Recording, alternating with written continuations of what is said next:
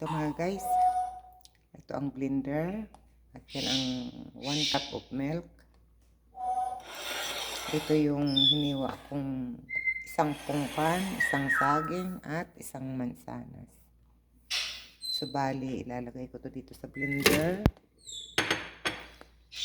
Ito siya lahat, ilalagay ko siya pagsasama-samahin ko. Yan.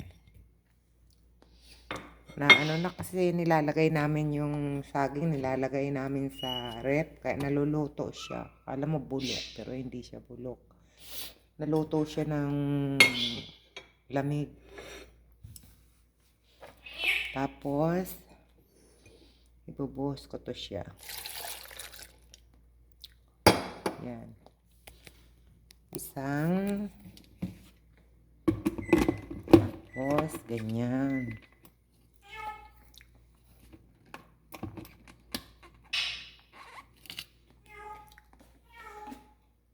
Blender ko siya para sa aking hapunan. Ayan siya guys.